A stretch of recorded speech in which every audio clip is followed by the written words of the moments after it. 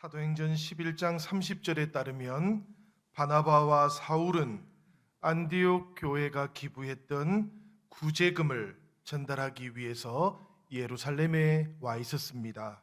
그리고 12장 25절에 따르면 이제 그들은 예루살렘에서 안디옥으로 다시 돌아옵니다. 그 안디옥으로 돌아올 때 마가라고 하는 요한도 데리고 왔다고 성경은 그렇게 전하고 있습니다.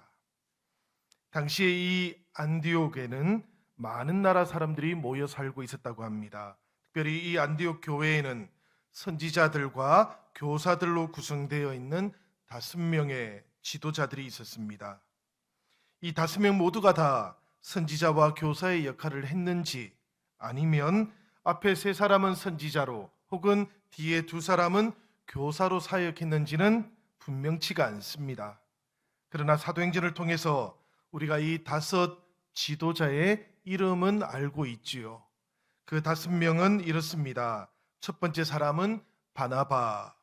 이 바나바는 우리 키프루스 섬 출신이기도 하고 또 레이 지파 출신이기도 합니다. 그러니까 디아스포라 유대인이라는 이야기지요. 또 다른 이 안디옥 교회의 지도자는 누군가 하면 니게르라고 하는 시므온입니다. 이 시므온은 아프리카 흑인이었을 것으로 추측이 됩니다. 왜냐하면 이 니게르라는 말이 니그로를 뜻하기 때문에 그렇습니다. 그러니까 흑인이라는 이야기지요. 특별히 교회 사가들은 예수님의 십자가를 지고 갔고 나중에 신자가 되었던 그 구레네 시몬이 바로 이 니게르 시몬이 아닐까 그렇게 추측을 하기도 합니다. 특별히 그의 아들들 때문에 그래요. 이 아들들이 누군가 하면 알렉산더와 루포라고 하는 초대교회의 아주 중요한 지도자들이었기 때문에 그렇습니다. 이 안디옥 교회 3번째 지도자가 있는데 그 사람은 누군가 하면 구레네 사람 루기오라고 합니다. 이 구레네는 우리가 지난주에도 말씀드렸지만 저 리비아 지역이라고 그렇게 말씀을 드렸습니다. 리비아 트리폴리 지역을 지금 구레네라고 그렇게 말하는데요. 여기도 역시 이 북아프리카 지역이라고 그렇게 볼 수가 있습니다. 그런가 하면 4번째 사람은 마나엔이라는 사람입니다. 이 마나엔은 누군가 하면 예수님께서 태어나셨던 그 갈릴리 그리고 베레아 지역의 분봉왕으로 이제 일하게 되었던 헤롯 안티파스의 젖동생이다. 그렇게 성경에 기록되어 있기도 합니다. 이 젖동생이라고 번역되어 있는 이 말은 한 어머니의 젖을 먹고 자란 우리 형제를 말하기도 하지만 또 다른 한편으로는 어릴 적부터 단짝 친구, 우리말로 하면 중마고우를 가리키는 뜻이기도 합니다. 그러니까 마나에는 헤롯 안티파스의 중마고우였을 가능성이 대단히 높습니다. 특별히 누가가 이 누가복음이라든지 사도행전에 헤롯의 왕실에 대해서 여러 번 언급을 하고 있는데요. 이것은 누가가 이 마나엔으로부터 정보를 받았을 가능성이 대단히 많다라고 그렇게 이야기를 합니다. 5번째 안디옥 교회의 지도자가 누군가 하면 바로 사울이었습니다. 이 사울은 우리가 알고 있는 것처럼 길리기아 다소 출신이기도 했고 그런가 하면 처음에는 그리스도교를 박해했던 그런 이력을 가지고 있기도 하지요. 제가 이렇게 안디옥 교회의 5 지도자들의 출신이라든지 특징을 간략하게라도 여러분들에게 말씀을 드리는 이유는 이 5 사람을 가만히 살펴보면 달라도 너무 달라서 그렇습니다. 어떤 공통점도 없다라는 거예요. 출신 지역도 다르고요. 또 그런가 하면 문화적인 배경도 다르고요. 또 신앙적인 배경도 달랐을 것으로 추측이 됩니다. 그야말로 한 그룹으로 묶는 것 자체가 거의 불가능해 보였던 사람들인데 그런데 이들이 모두가 다 주님 안에서 하나가 되었습니다. 그리고 한 교회의 구성원이 되었고 지도자가 되었다라는 이야기예요. 한마디로 안디옥 교회는 세상에서라고 하면 결코 함께 어울릴 수 없을 것 같은 사람들이 예수님 안에서 하나가 되어서 함께 한 마음을 이루어 갔던 그런 놀라운 교회였다는 이야기입니다. 여러분, 이것이 가능했던 힘이 어디에 있었겠습니까? 그것은 그야말로 교회의 주인, 안디옥 교회의 주인이 사람이 아니고 하나님이었기 때문에 그렇습니다. 사람이 아니고 예수님, 그분이 안디옥 교회의 주인이었기 때문에 이 모든 차이에도 불구하고 교회가 든든하게 이렇게 한 마음 한 뜻으로 세워져 갈 수 있었던 것입니다. 그들은 정말 예수님을 주인으로 모셨던 것이지요. 정말로 그들은 여러 가지 함께 할 수 없는 차이에도 불구하고 스스로 자기들이 예수님의 종이 되었기 때문에 하나가 되었던 겁니다. 그들의 주인이 똑같았던 거예요. 저는 그래서 이 안디옥 교회를 소개하고 있는 사도행전 13장을 보면서 가장 먼저 떠올리는 것, 그것은 이 안디옥 교회에 예수님을 주인으로 하는 아름다운 사람들이 있었다. 그 아름다운 사람들이 리더십을 이루고 아름다운 교회를 이루어 갔다라고 그렇게 생각이 되었습니다. 사랑하는 여러분, 우리 영신교회도 이렇게 주님을 주인으로 하고 있는 교회입니다. 우리 영신교회도 주님 때문에 아름다운 사람들이 모여 있는 교회입니다.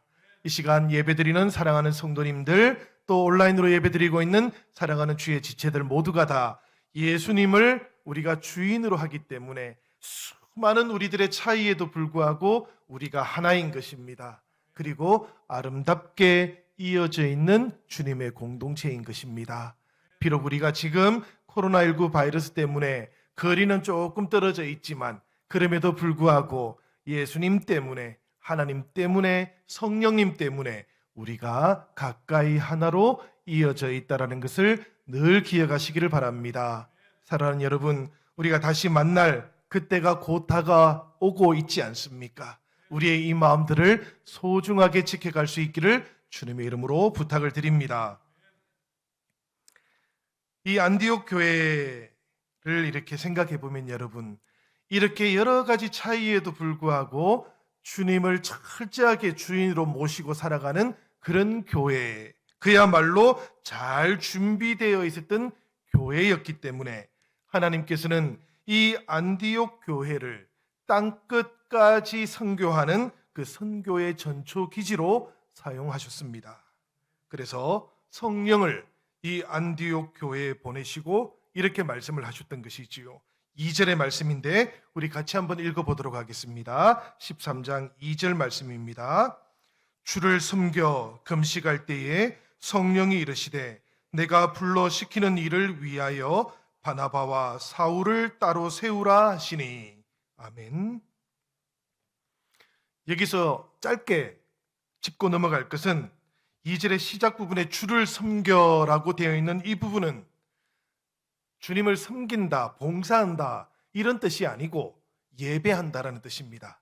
주님을 섬긴다라는 말은 예배한다는 뜻이에요. 그러니까 이 안디옥 교회 성도들이 예배하면서 금식할 때에 성령께서 임하셨다라는 그런 뜻이고요. 그런데 이 임하신 성령을 통해서 하나님께서는 이 안디옥 교회의 가장 핵심적인 지도자였던 바나바와 또 사울을 구별하여 따로 세우라고 그렇게 말씀을 하셨답니다. 성도 여러분, 우리가 한번 생각해 보시기를 바라요. 이 안디옥 교회는 생각해 보면 이제 한 1년 정도밖에 되지 않은, 요즘으로 치면 개척교회 같은 그런 교회였습니다.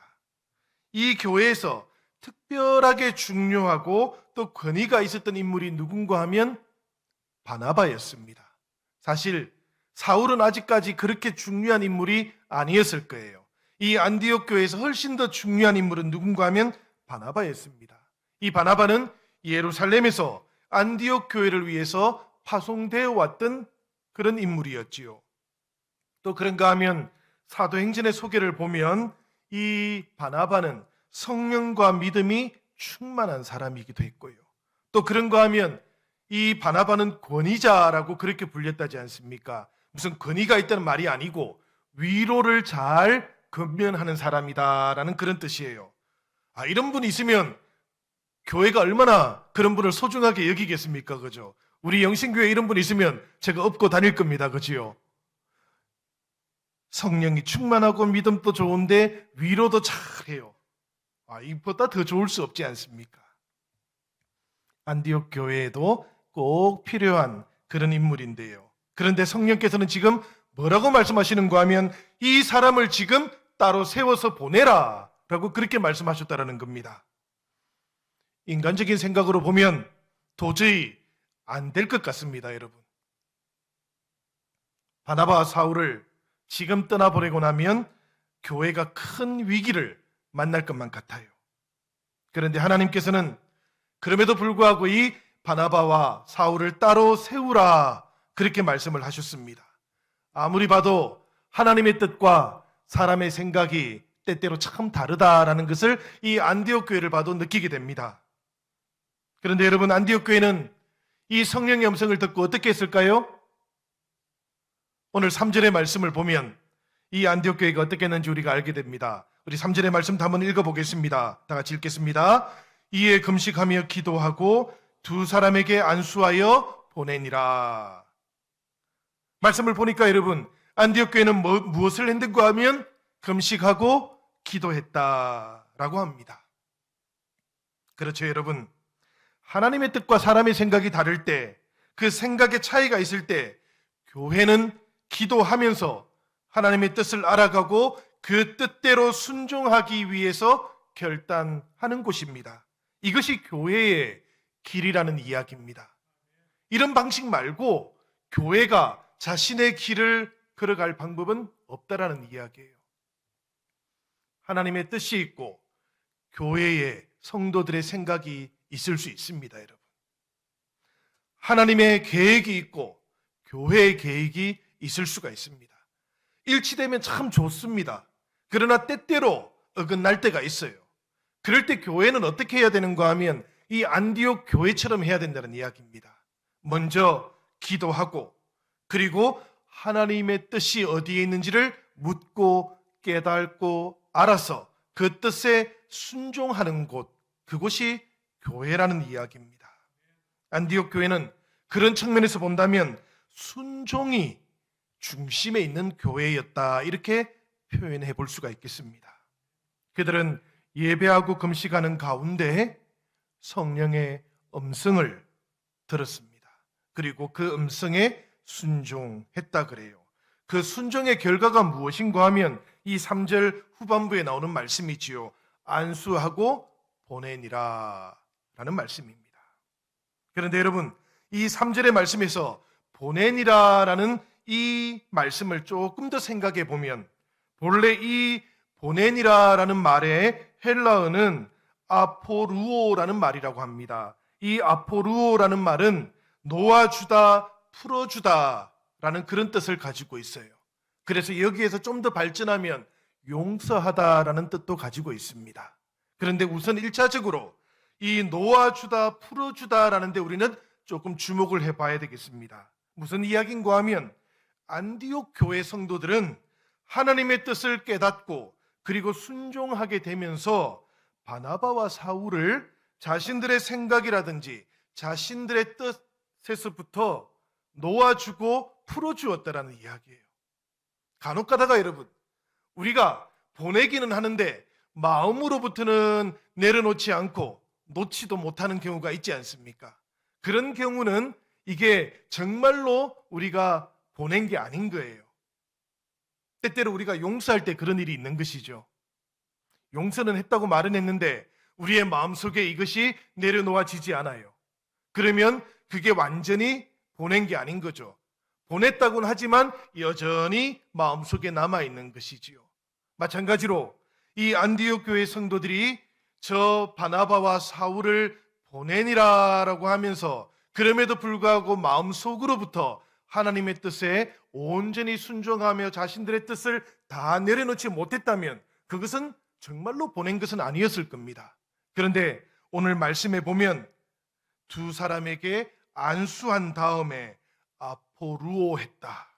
그들은 그들의 생각을 내려놓았다라고 성경은 그렇게 기록했다는 이야기예요. 여러분, 순종이라는 것은 이럴 때 가능한 것이라고 생각이 됩니다. 내 생각이라든지 내 뜻으로부터 풀어주고 내려놓을 때 비로소 순종이라는 것이 시작된다라는 이야기입니다.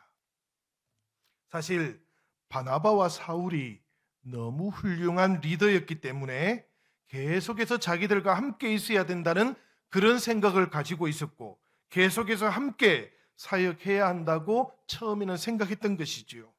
그런데 성령께서 이 두 사람을 내가 원하는 일을 위해서 따로 세우라라고 그렇게 말씀하셨을 때 자신들의 생각으로부터 바나바와 사울을 기꺼이 풀어주고 내려놓는 것, 이것을 가리켜서 순종이라고 그렇게 말하는 것입니다. 여러분, 이 순종을 통해서, 이 내려놓음을 통해서 안디옥 교회는 두 가지를 경험할 수 있었을 겁니다. 자신들이 풀어주고 놓아주었던 이 바나바와 사울을 통해서 이 안디옥 교회는 성령께서 그 이후에 어떻게 역사하시는가 하는 것을 계속해서 가장 가까이에서 체험할 수가 있었습니다. 왜냐하면 바울과 또 바나바는 계속해서 1차 전도여행, 2차 전도여행, 3차 전도여행을 떠나면 그 일을 마친 다음에는 반드시 자신들을 놓아주었던, 파송해 주었던 안디옥 교회로 돌아왔거든요. 그리고 주께서 자신들을 통해서 어떤 일을 행하셨는지를 안디옥 교회 교인들에게 자세하게 알려주었기 때문에 그렇습니다.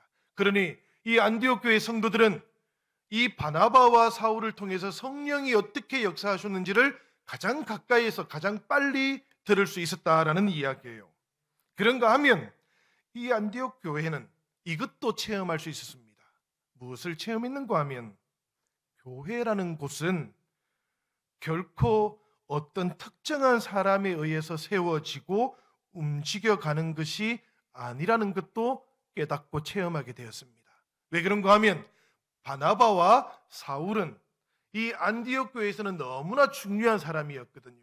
그런데 하나님께서는 가장 중요한 바나바와 사울을 따로 세워서 보내버렸습니다. 그리고 나면 당연히 안디옥 교회에는 위기가 찾아올 것이다, 어려움이 찾아올 것이다 라고 그렇게 생각을 했는데, 그런데 성경을 보면 안디옥 교회는 그러지를 않아요. 이 안디옥 교회는 성령 안에서 든든히 세워져 가는 겁니다.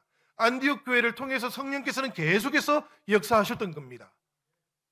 우리가 교회의 역사를 보면 여러분, 예루살렘 교회가 파괴된 이후에 이제 교회의 역사는 어디를 중심으로 해서 발전했는가 하면 저 이집트에 있는 알렉산드리아 교회하고 그 다음에 시리아에 있는 이 안디옥 교회를 중심으로 해서 발전해 나가게 됩니다. 여기에서 아주 중요한 이 2세기 교부들이 출현하게 돼요.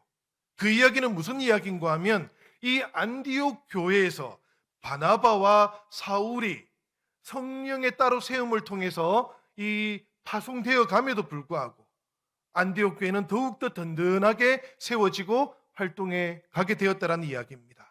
그래서 이 안디옥 교회 성도들은 이것을 체험했던 거예요. 교회라는 것은 특정한 사람에 의해서 세워지는 것도 아니고 움직여가는 것도 아니구나. 교회는 사람이 아니라 성령께서 세우시고 움직여 가시는구나 하는 것을 깨닫게 되었던 겁니다. 저는 이 안디옥 교회를 통해서 우리가 깨달아야 할 것이 있다고 생각이 됩니다. 그것은 뭔고 하면 교회가 진정으로 염려해야 할 것이 있다면 그것은 성령의 능력 안에 교회가 세워지고 움직여가고 있는가 하는 것입니다. 교회가 오직 한 가지 염려할 것이 있다면 바로 이것이에요. 사람이 움직이고 사람이 파송받고 사람이 다른 역할을 하고 이런 것이 아니고요. 교회가 정말 걱정하고 기도해야 될 것은 이 교회가 성령 안에서 세워지는가, 성령을 통해서 움직여가고 있는가, 이것을 눈여겨보고 기도해야 된다라는 이야기입니다. 안디옥 교회가 그 증거인 것이지요. 성령의 음성을 듣고 순종했을 때 이 안디옥 교회가 성령의 사역을 돕는 교회가 되었습니다. 여러분, 교회의 가장 큰 영광이 뭐겠습니까? 10만 명, 20만 명 되는 성도로 가득 차는 것이 교회의 영광일까요? 아름다운 성장이지요. 건강한 성장일 수 있겠습니다. 그러나 그보다 더 중요한 것이 있습니다, 여러분. 무엇인가 하면 교회는 성령의 동력자가 되어야 됩니다. 교회는 성령께서 사역할 때 함께 동력하고 있어야 되는 겁니다. 숫자가 아무리 많아도 성령과 동력하지 못하고 있다면 그것은 헛수일 뿐이에요. 숫자가 적어도 성령과 함께 사역하고 있다면 그 교회는 주님께서 기뻐하시는 교회일 줄로 믿습니다. 성령의 음성을 듣고 성령 안에서 든든히 세워져 갔고 그렇게 활동했던 교회, 그 교회가 바로 안디옥 교회였다는 것을 기억하시기 바랍니다. 다시 2절의 말씀을 한 번 더 보도록 하겠습니다. 성령께서는 안디옥 교회에 이렇게 말씀하셨습니다. 내가 불러 시키는 일을 이하여 바나바와 사울을 따로 세우라. 저는 이 바나바와 또 사울을 향한 성령의 이 부르심을 가만히 묵상해 보니까 이 부르심 안에서 한 사람이 떠올랐습니다. 누가 떠올랐는가 하면 아브라함이 떠올랐어요. 여러분들도 한번 나중에 묵상해 보시기를 바라요. 정말로 아브라함이 떠오르는지. 제가 왜 아브라함이 떠올랐는가 하면 이것 때문입니다. 하나님께서 하란에 있던 아브라함을 부르셨을 때 그때 그 부르심의 내용이 무엇이었습니까, 여러분? 내가 내게 보여줄 그 땅으로 가라. 이렇게 부르신 것 아닙니까? 그죠? 그런데 저는 이 아브라함을 부르신 하나님의 이 음성이 저 안디옥 교회 바나바와 사울을 부르셨을 때도 참 비슷했던 것 같다라는 생각이 들어서 그래요. 왜 그런가 하면 지금 바나바와 사울을 하나님께서 부르셨을 때 그때 무엇을 해야 할 것인지를 알려주지 않습니다. 지금 이 말씀을 보면 내가 불러 시키는 일을 위하여 라고 되어 있기는 하지만 이 일이 구체적으로 무엇인지는 알려져 있지 않아요. 이것은 마치 지시할 땅으로 내가 너에게 보여줄 땅으로 가거라라고 말씀하셨던 그 하나님의 음성처럼 이제 내가 너에게 시킬 그 일을 위하여 가라라는 그 음성도 참 유사하다. 특정되어 있지 않다라는 겁니다. 정해져 있지 않다라는 거예요. 이 부르심이. 부르심의 내용이 이렇게 특정되어져 있지 않다면 부름을 받은 사람들은 어떻게 응답을 해야 되는 겁니까, 여러분? 딱 한 가지 방법밖에 없지요. 믿음으로 응답하는 수밖에 없는 겁니다. 아브라함이 주님의 음성을 듣고 지시할 땅을 향해서 걸어갔을 때 그것을 믿음이라고 하나님께서 여기신 이유가 여기에 있는 것처럼 바나바와 사울을 향해서 하나님께서 성령의 음성을 통해서 이제 시킬 그 일을 위해서 따로 세웠다라고 말씀하실 때 이 바나바와 바울이 온전히 응답했던 것은 믿음의 응답이었던 것이지요. 그래서 저는 아브라함이나 바나바나 사울에게는 공통점이 하나 있는데 그것이 바로 믿음의 응답이었다라는 그런 생각이 들었습니다. 가야 할 땅, 해야 할 일이 아직 분명치는 않지만 그럼에도 불구하고 그들은 하나님의 부르심을 받고 머물러 있던 곳을 떠나는 사람들이 되었기 때문입니다. 믿음은 이런 것이라고 생각이 됩니다, 여러분. 4절의 말씀이지요. 우리 같이 한번 읽어볼까요? 4절입니다. 다 같이 읽겠습니다. 시작. 두 사람이 성령의 보내심을 받아 실루기아에 내려가 거기서 배 타고 구브르에 가서 이렇게 되어 있습니다. 이 말씀에도 어김없이 보니까 성령의 보내심을 받아 라고 이렇게 시작이 되지요. 그러니까 아직 바나바와 사울은 해야 할 일을 알지 못한 채 성령의 보내심을 받아서 지금 실루기아로 내려갔고요. 거기서 배를 타고 구브르로 지금 건너왔다라는 이야기입니다. 안디옥에서 24km 정도 떨어져 있는 곳에 실루기아라는 항구가 있어요. 이 항구에서 배를 타고 사이프루스, 이 키프리스 섬으로 건너왔던 것이지요. 여러분 한번 지도를 한번 보실까요? 이제부터 우리가 지도를 봐야 되는데 저는 저 화면이 조그만해서 잘 안 보입니다만은 여러분들은 좀 잘 보이십니까? 예, 보면 저 오른쪽에 가장 위쪽에 보면 안디옥이 있습니다. 그죠? 나중에 이 바울의 1차 전도 여행 이 키프리스를 떠나가지고 터키로 가게 되면 바울이 가장 먼저 가게 되는 곳이 있는데 그곳이 이제 비시디아 안디옥이라는 곳이 있습니다. 이 비시디아 안디옥은 갈라디아 지방이에요. 그곳하고 구분해서 지금 출발한 이 안디옥을 뭐라고 부르는가 하면 수리아 혹은 시리아 안디옥이라고 그렇게 부릅니다. 이 시리아 안디옥에서부터 출발해서 24km 정도 아래로 이렇게 내려오면 거기에 무엇이 있었는가 하면 실루기아 항구가 있습니다. 그 항구에서 배를 타고 이제 키프루스 섬으로 건너왔던 것이지요. 이 키프루스 섬으로 건너오면 이 바나바와 바울 일행이 가장 먼저 도착했던 곳이 어딘가 하면 살라미라는 곳입니다. 살라미라는 곳 보이십니까, 여러분? 섬의 가장 위쪽에 있습니다. 지금은 저 살람이라는 곳하고 아래쪽에 있는 바보라는 곳이 있지요. 저곳이 지금은 유감스럽게도 분단이 되어 있어요. 지금 저 키프루스가 북쪽하고 남쪽이 분단이 되어 있거든요. 이쪽을 지금 터키가 점령하고 있어서 그렇습니다. 근데 그 국경 지역 중에 하나가 어딘가 하면은 저 살라미 지역이에요.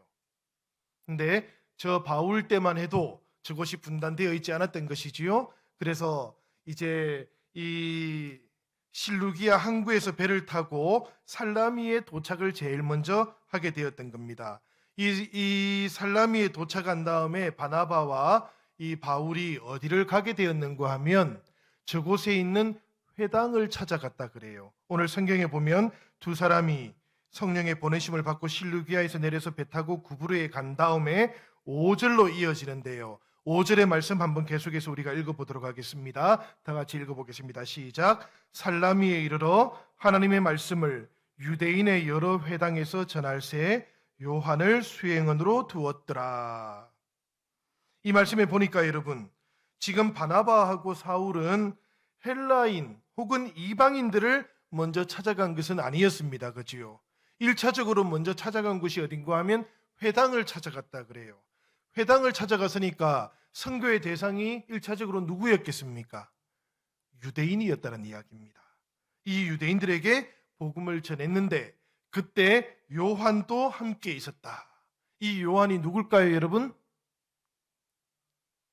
예, 이 요한은 마가입니다. 마가. 이 마가복음을 기록했던 마가예요. 그래서 우리가 이 마가 요한이라고 그렇게 부르기도 하고 마가라고 불리는 요한이라고 이렇게 불리기도 하지요. 이 마가 요한은 누군가 하면 예수님께서 제자들하고 최후의 만찬을 했던 마가의 다락방 있지 않습니까? 이 마가의 다락방에 나오는 그 마가입니다. 그런데 이 다락방의 주인은 누구였는가 하면 마가는 아닙니다, 여러분. 마가의 어머니 마리아였습니다. 그래서 이곳이 또 중요했고요. 그런가 하면 오순절에 120명이 모여서 기도하던 곳도 이곳이었지 않습니까? 그죠? 그리고 베드로가 잡혔을 때 간절히 기도했던 그곳도 바로 이 마리아의 아들 마가가 있던 그 장소였습니다. 그러니까 이 마가 요한은 대단히 중요한 예루살렘 교회의 지도자의 아들이었다라는 그런 이야기고요. 또 다른 한편으로는 이 마가 요한은 바로 이 바나바의 조카이기도 합니다, 여러분. 그래서 이 마가 요한이 지금 바나바와 사울과 함께 이 전도 여행에 이제 따라 나서게 되었는데 합류한 곳이 어딘가 하면은 바로 이 살라미였다라는 이야기입니다. 이 살라미에서부터 시작해가지고 해안을 따라서 살라미는 보면 동쪽에 있거든요. 이 키프루스 섬에서 보면 동쪽입니다. 이 동쪽에서부터 시작해가지고 바울과 이 바나바가 어디를 왔는가 하면 쭉 간통해가지고 가장 서쪽까지 오게 된 거예요. 그러니까 이 바울과 바나바는 이 키프루스 섬 전체를 사실은 선교 여행을 쭉 했던 겁니다. 자세하게 기록은 되어 있지 않지만 그 일대를 쭉 거쳐서 와서 이제 바보라는 곳에 도착을 했습니다. 바보라고 번역을 해놓은 이유를 저는 잘 모르겠어요. 원래 이곳의 지명이 뭔가 하면 파포스입니다. 이 파포스를 그냥 바보라고 그렇게 번역을 한 것이지요. 이 바보라는 곳, 이곳에서 이 바나바와 바울이 누구를 하나 만나게 됩니다, 여러분. 누구를 만나는가 하면 이곳에서 바예수라는 사람을 만나는데요. 우리 6절을 한번 읽어보도록 하겠습니다. 다 같이 읽겠습니다. 시작. 온 섬 가운데로 지나서 바보에 이르러 바예수라 하는 유대인 거짓 선지자인 마술사를 만나니, 이렇게 되어 있습니다. 지금 섬을 가로질러 가지고 이 파포스라는 곳에 도착을 하게 되었는데요. 이 파포스는 여러분 어떤 곳인가 하면 이것을 알면 좋겠습니다. 이 키프루스라는 섬 전체가 로마 제국 당시에는 누구에게 바쳐진 섬이었는가 하면 비너스 신에게 바쳐진 그런 섬이었다 그래요. 그러니까 이 비너스의 신전이 있겠죠. 비너스의 신전이 어디에 있는가 하면 바로 이 파포스에 있습니다. 지금이야 비너스 신전이 있으면 유명한 관광지가 되겠지요. 그런데 바울 시대 같으면 그곳에 비너스의 신전이 있다라는 것은 그곳에서 당연히 비너스 숭배의 중심지가 되고 있다라는 이야기겠습니다. 바로 이런 곳에 바나바와 사울이 도착을 했고요. 그곳에서 거짓 선지자였던 이 박수무당을 하나 만나게 되었던 겁니다. 그런데 그 사람을 보니까 유대인이었어요. 이 사람도 유대인으로서 이곳에 와가지고 마술사 노릇을 하고 있었다라는 겁니다. 그리고 이 사람은 그 섬의 총독 옆에 함께하고 있었습니다. 7절의 말씀이 있지요. 그가 총독 서기오 바울과 함께 있으니 서기오 바울은 지혜 있는 사람이라 바나바와 사울을 불러 하나님의 말씀을 듣고자 하더라, 이렇게 되어 있습니다.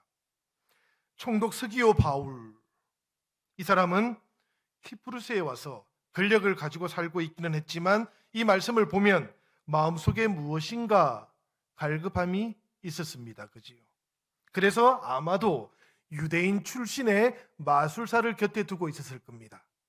이 바예수라는 사람을 통해서 자신의 갈급함을 조금 채워보고 싶었던 것 같아요. 그런데 아무리 곁에 두고 있어도 이 바예수를 통해서는 그 어떤 갈급함도 채울 수가 없었던 거예요. 그런 찰나에 이 서기오 바울에게 소문이 들려왔던 겁니다. 저 대륙에서부터 세 사람이 왔는데 이 키프루스 섬 살라미에서부터 모든 마을을 거쳐서 아주 놀라운 소식을 지금 전하고 있다. 그들이 전하는 말을 들어보면 뭔가 다르다고 하더라. 무엇인가 신령하고 생명력이 있고 좀 새롭다라는 그런 소문이 있다고 하더라. 이런 이야기가 이 서기오 바울의 귀에도 들어왔던 것이지요. 그 이야기를 듣고는 서기오 바울이 그들을 초대했던 겁니다. 총독 관저에서 그래서 바나바와 사울과 마가 요한이 이 총독을 지금 만나게 되었던 겁니다.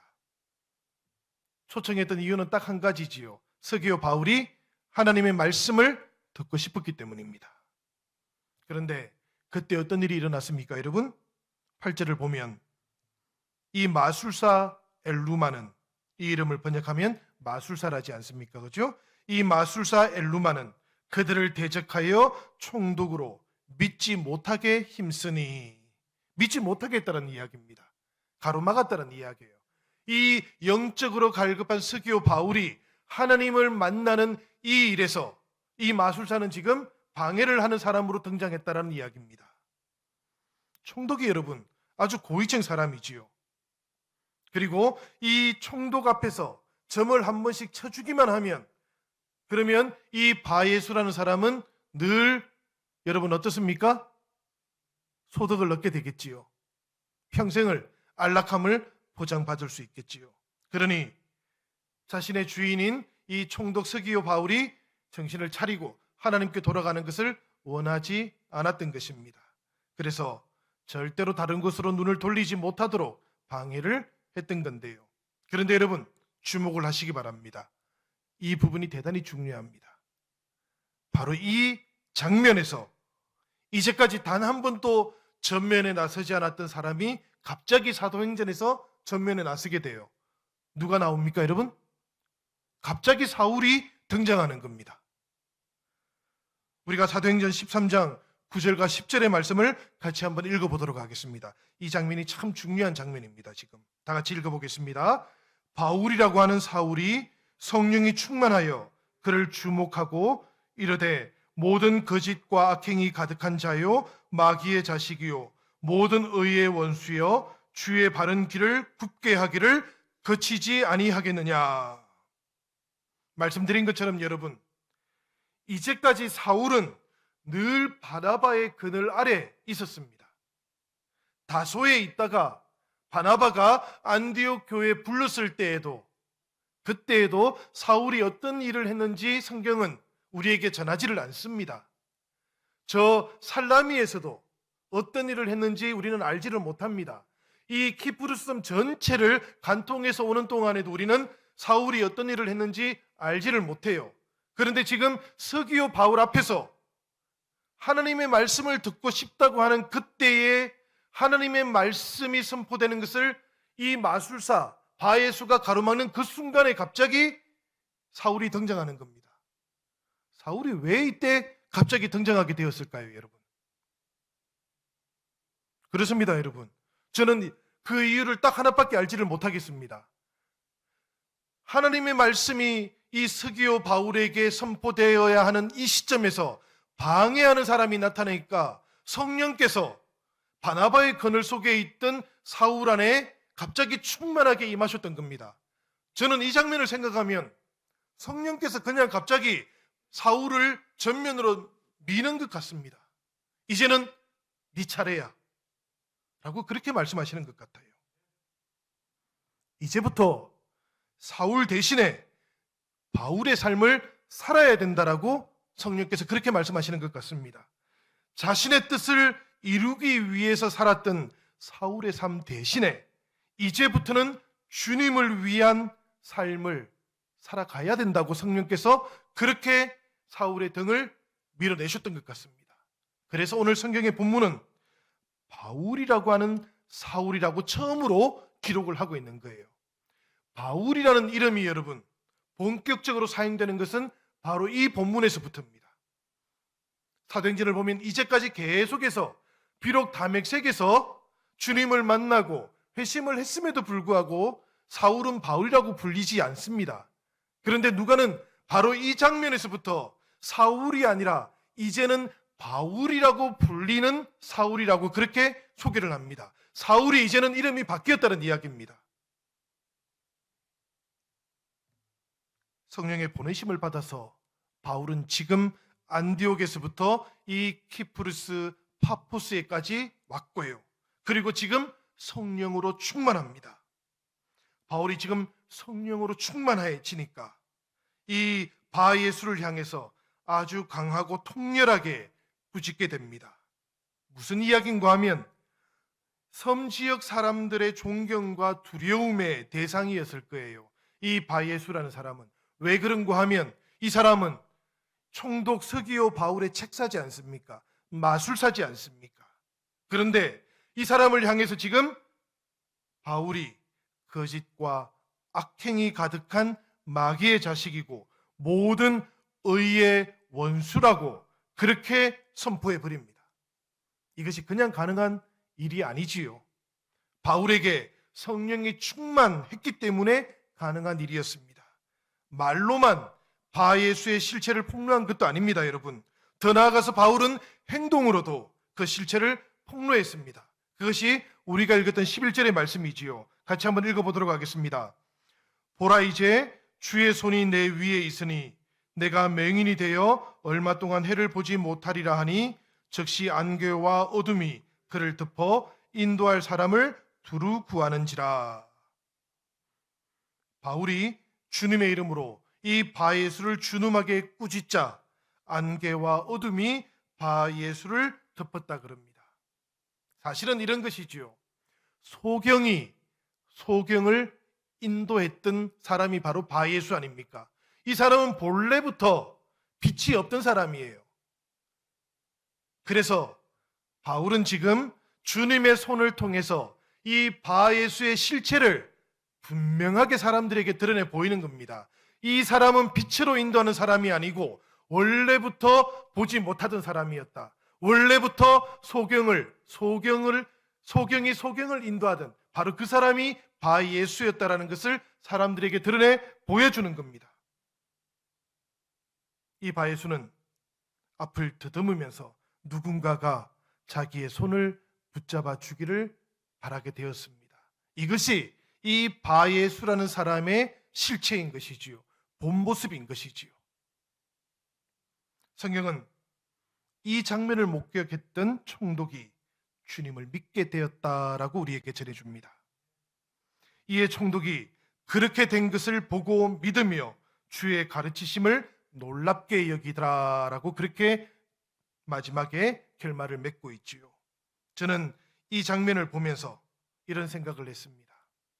사도 바울이, 아니 성령께서 왜 바나바의 그늘 속에 있던 이 사울을 밀어서 바울이 되게 하고, 왜 이 바울을 통해서 지금 이 바예수에게 가장 준엄하게 통렬하게 꾸짖게 하셨을까 생각해 보면, 하나님을 향해서 갈급한 한 영혼을 그곳에서 발견했기 때문입니다.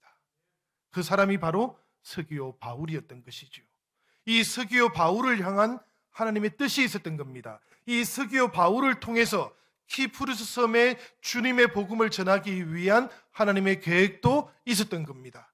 그러나 사실 안디옥에서 출발할 때에는 아직까지 바나바도 바울도 하나님의 이 뜻과 계획을 알지 못했던 겁니다. 그저 하나님께서 이끌어 가시니 이곳으로 올 수밖에 없었던 것이고요. 이곳에 와서 성령께서 이 사울의 마음속에 감동을 주시니 사울이 그렇게 선포했을 뿐인데, 이 모든 일들을 통해서 성령께서는 하나님의 뜻과 계획을 이루어 가고 있는 것입니다. 사랑하는 여러분, 우리 주변에도 이런 서기오 바울과 같은 사람이 있을 겁니다. 아주 분명하게 있을 거라고 저는 확신합니다. 영적으로 갈급하고 하나님을 알고 싶어 하지만, 그러나 동시에 바예수와 같은 사람 때문에 영적으로 가로막혀 있는 사람들이 있을 겁니다. 바예수를 향해서 거침없이 꾸짖었던 바울의 분노는 이 서기오 바울과 같은 한 영혼을 향한 사랑으로부터 비롯되었다는 것을 우리가 기억하기를 바랍니다. 그리고 이 사랑은 바울로부터 나왔던 것이 아니고 성령으로부터, 하나님으로부터 나왔다는 것도 기억해 보시기를 바랍니다. 교회와 성도들도 이와 같이 한 영혼을 향한 사랑을 품고 있는 곳입니다. 저와 여러분들 모두는 다 바로 이 한 영혼을 향한 사랑을 품고 있는 사람들입니다. 왜 그런가 하면 하나님께서 한 영혼을 향해서 그렇게 사랑을 가지고 계시기 때문입니다. 서기오 바울과 같은 그런 사람들을 구하기 위해서, 그렇기 때문에 성도들과 교회는 영적으로 투쟁할 준비도 되어 있어야만 합니다. 언제라도 하나님을 향해 오고 있는 사람들, 그들의 길을 가로막고 있는 사람들이 있다면 그들과 투쟁하고 싸울 준비도 하고 있어야 되는 것이 교회라는 것을 늘 기억하시기를 바랍니다. 사랑하는 여러분, 오늘 우리는 바나바와 또 이 바울이 키프루스 섬의 전도를 통해서 성령의 도구로 사용되고 있는 것을 목격하고 있습니다. 이것이 하나님께서 땅끝까지 복음을 전하는 첫 번째 발걸음이었습니다. 이 발걸음은 철저하게 성령을 통해서 움직여가는 발걸음이었습니다. 안디옥 교회도 그러했습니다. 여러분, 철저하게 성령 앞에서 순종했던 교회였습니다. 성령 안에서 든든하게 세워졌고 성령 때문에 움직여갔던 교회가 안디옥 교회였습니다. 교회는, 선교는 철저하게 성령으로부터 이루어진다라는 그 교훈을 오늘 우리가 얻을 수 있으면 좋겠습니다. 우리 영신교회가 이 시대의 하나님의 교회로, 주님께서 온전히 사용하시는 교회로, 우리 영신교회가 성령과 함께 동력하는 그 교회가 되기 원한다면, 사랑하는 여러분, 이 초대교회 성교를 위해서 하나님께서 사용하셨던 이 안디옥 교회와 그리고 바나바와 이 바울을 우리가 주목해 볼 수 있기를 바랍니다. 그리고 우리 안에도 바로 그 소명과 성령과 함께하고자 하는 그 마음이 새롭게 회복될 수 있기를 우리 주님의 이름으로 간절히 축원합니다. 우리 같이 시간 기도하겠습니다.